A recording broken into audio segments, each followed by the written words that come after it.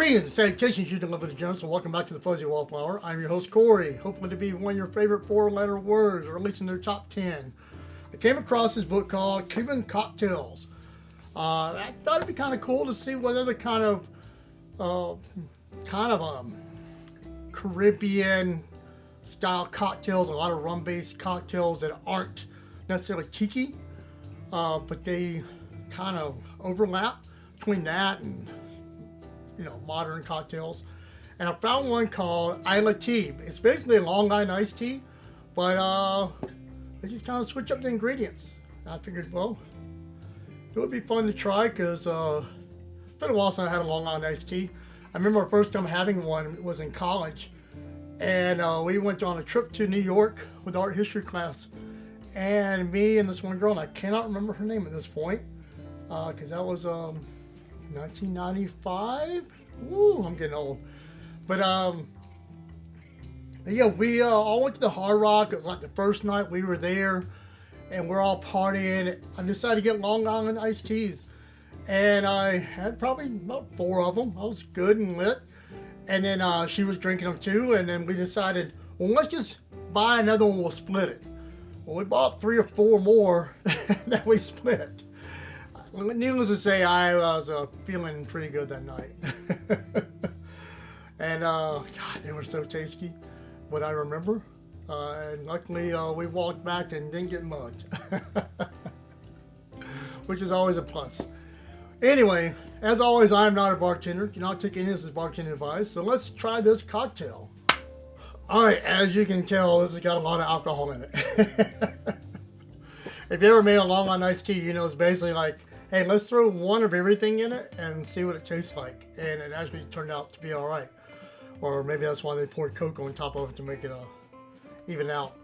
But the one thing this thing called for was Cruzan Blackstrap Rum. I'm not exactly familiar with it. I don't know if it's just like, all the other dark rums. I figured, why not give it We'll give it a little taste beforehand, because what I was reading other people's experience with this drink is that this has a lot of more of a molasses taste than just like another rum, because it does have another rum in there. So I don't know, maybe there's a reason for it.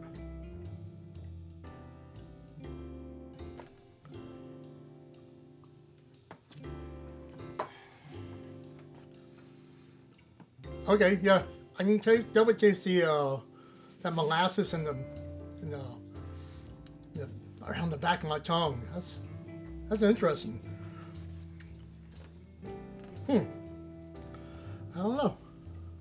Well, we'll just start with that one and go on down the line. This is like a Long Island iced tea. Everything is equal parts. We're doing ½ ounce of each one of them. So and it's shaken. So let's just start at the top. ½ ounce of Cruzan Blackstrap Rum. ½ ounce of gin. ½ ounce of Mezcal.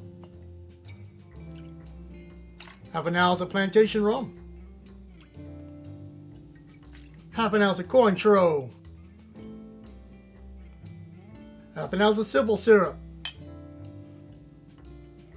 ½ ounce of lime juice. ½ ounce of lemon juice. About 10 dashes of Angostura. 1, 2, 3, 4, 5, 6, 7, 8, 9, 10. Alright, it's shaking time.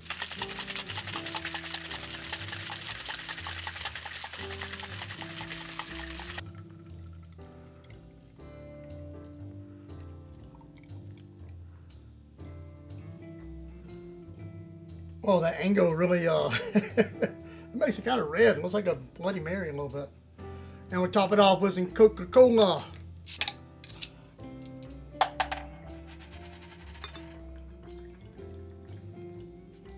And then, my friends, is the Isla Tea. It does kind of like sweet tea after you cut the Coke in there. Let's see what it tastes like. Wow, so interesting. I mean, you got that Long Island iced tea kind of flavor, but you can taste that smoky mezcal more than anything. It's real sweet, of course. mean, you got that simple syrup. I guess that that blackstrap rum has got that molasses flavor, but man, that mezcal cuts through. But it's not bad. It's just gives it a little bit more of that smoky flavor in your back. It's right here in the back of your throat. Yeah, that's different. I would be curious if you changed out the mezcal with the tequila, so you didn't have that smoke if you didn't like that. But it's not like drinking it straight. You know, you just get that little bit of hint of flavor. Yeah, that's pretty interesting. Oh. Well, y'all know what to do. Until next time, cheers.